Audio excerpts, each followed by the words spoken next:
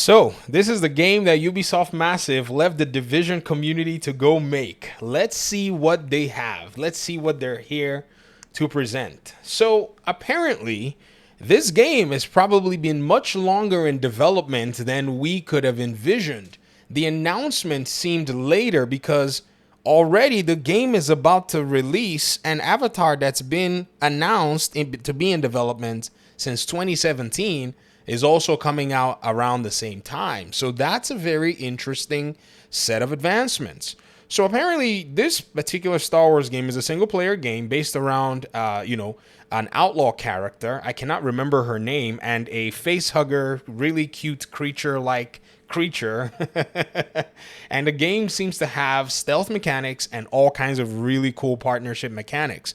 Now, I like what I see. I'm not necessarily down with that. And Ubisoft Massive, they've pulled off something like this before. They just never brought it out in the Division. Remember, the Division was actually supposed to have stealth, but I think with their overall game design, that just could not work. So they've decided that that system is going to go in this game.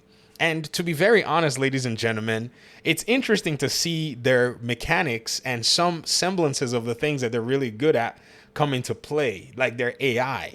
I really, really want to see some exceptional AI in this game so that we can basically, dunk on those people who talk about the Division being a generic game at we don't know that AI can actually adapt. Unless, of course, they've scripted a lot of the different encounters in a specific way, and that's just what it is. But I still think they'll have very solid mechanics on the base level from the folk that work at Massive, because we've enjoyed their work for a long, long time dealing with Division enemy AI. When it comes to some of the different aspects that you get to see in other games, like, quality regarding the way the world is built, the areas that they've shown, it's actually really solid. And the shooting mechanics, I really would love to see how they intend to go about this, because it looked like they were using a controller and an Xbox controller. It could have been rendered on a PC, could have been rendered on an Xbox or played on an Xbox. So we'll get to see that later on to figure out exactly where it was. I don't know. But the menu selection is actually pretty cool. The shooting mechanics are okay. In my opinion, I think they kind of made it somewhat distinctive from the Division. And it's not too easy to design a character that has melee and gunplay. So we get to see the cover-based shooting, which is pretty cool. I like that. That's the one thing I was going to basically sit here and shout out to the Division community and say, hey guys, we got some cover-based adventure shooting. You don't really have much of this, available. And then there's some, some machine gun shooting. It's okay. It's not like the Division where everything is tethered to variations of different weapon styles and different weapon classes. Then you have some really interesting traversal, and these are mechanics that we did not necessarily see too much of, but we did see rope mechanics. I mean, those of you guys, hey, look at this, hey, look at that. Which other game do you come down from ropes and climb up with ropes? Okay, you feel me. But the vehicular mechanics have been really interesting. I mean, I've been somewhat impressed with the fact that they're able to render a big open world and represent it. And we don't necessarily know how that's going to be. Is it going to be a thing where you're able to go anywhere or you're gated? With Ubisoft Massive, I think there's going to be a lot of area that you can cover.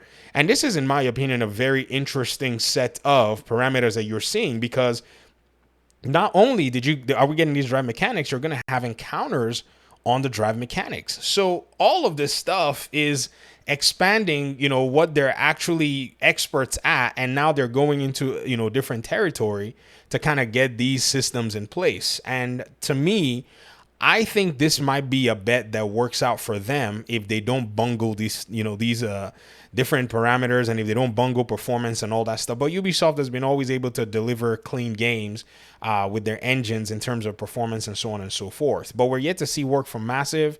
We're yet to see a lot from them in regard to, a single player title that will run for the most part locally on machines. So my guess is already this is going to be a current gen, title. The cinematics are clean. They have the Star Wars-y effect merged with Ubisoft Quest, type deals. I mean, you see it. It's like the UIs, this little thing over here. And so I don't know.